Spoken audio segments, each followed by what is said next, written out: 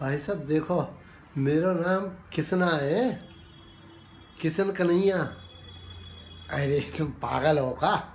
भगवान वालों किशन कन्हैया ना है। अरे मैं मथुरा को किशन कन्हैया हूँ, मथुरा में ही रह तुम। कैसी बात कर देते हो तुम लोगों को भी एकदम पागल जैसी। और मेरा मालूम है एक रिकॉर्ड है, मैं बगैर पढ़ाई लिखाई करें हर साल टॉप करता हूँ यूनिवर्सिटी में।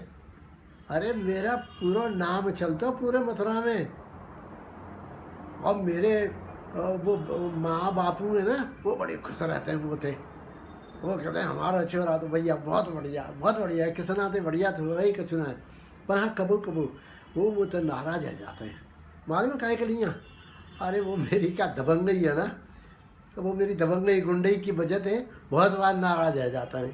अरे मैंने कही, अरे मैं उनसे कितनी बार कहता हूँ पापा तुम फिक्र मत करो, मेरे नाम को डंका बजता पूरे मथुरा में। कोई सारो है जो मेरे सामने खड़ो है कि बात कर सारे उड़ाए दूंगो।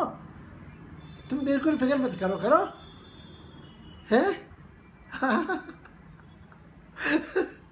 फिक्र मत करो, तुम्हारा छोरा है ना सारे पूरे मथुरा में एक ही है। हाँ पर भैया ऐसा है, हमारे पिताजी बहुत बढ़िया आदमी है, सच्ची बताऊँ बहुत सीधे आदमी है। और उनके दो दोस्त हैं, वो कहा सवेरे सवेरे गार्डन में घूमने जाते हैं वो।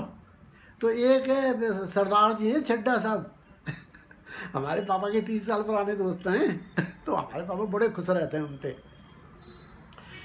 एक बार मैंने देखो सुबह वो दोनों बात कर रहे जो थे गार्डन में बैठ के।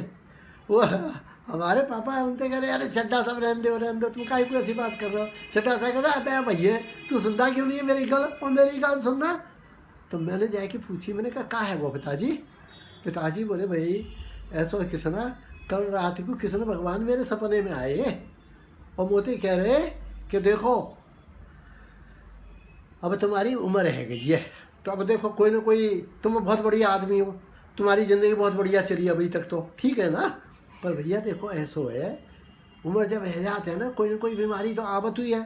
तुम मेरे बड़े प्यारे हो, तो मैं तुम्हें कोई दो बीमारी इनकी वो दे रहा हूँ, तो वहाँ में तो एक देख लो कौन सी बीमारी चाहिए। तो बोले कि मैंने उनसे पूछी तो बता दो।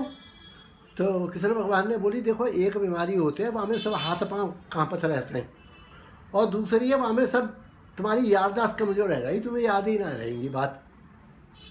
तो मैंने कहा ठीक है मैं कल छड्डा साहब से पूछ के बता दूँगा अपने दोस्तों से कौन सी बीमारी लूँ।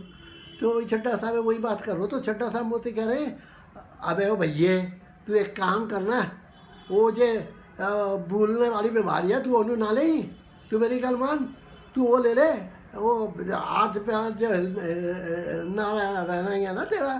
तो क्या कोई गल नहीं, वो देखो भैया अगर तूने वो जेड़ी बीमारी है ना भूलन वाली वो ले ली थी, वो तो तेन है ही नहीं याद रहना। बोतल रखी कितने बोतल, असी की भी आएंगे शाम में असी कैसे जलसा कराएंगे।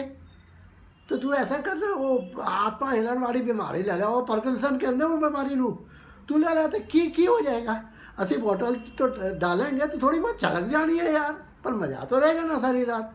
ओ तो मैं उनसे बोली चड्डा साहब काहे को हमारे पिताजी है वो कर रहे हो। तो वो मैनू वो चड्डा साहब हम होते बोलते हैं अबे वो तू पहिएदार छोकरा तू चुप कर, वो तेरी बदमाशी चलती होगी मतलब बिच, असि तेरे पिताजी तो दोस्त नहीं है, तू साडा बच्चा है। तो भैया क्या करूँगा, अपने पिताजी के दोस्तों ने तो कुछ क्या ना हो सकती। पर हमारा ब्याह को टाइम है ना, हम यही जो कहते रहते हैं आजकल इतनी खूबसूरत लड़कियाँ आए बताएं घूम पे। भैया हम किसन है, सब किसन का नहीं है, अपनी राधा तो चाहिए ही। तो भैया हमें वो तो चाहिए राधा हमारी। तो मैं ऐसे ही ढूंढते रहता हूँ। पिताजी कहते हैं वो तू क्या कर रहा जा, चल जा घर जा। पिताजी है समझते ही नहीं अब का मैं बड़ो है हूँ। पर भाई साहब अब देख लो, मैं तुम्हारी अपनी प्रॉब्लम बता दी है, कोई तो मेरे पिताजी समझाओ मेरा ब्याह करवाओ।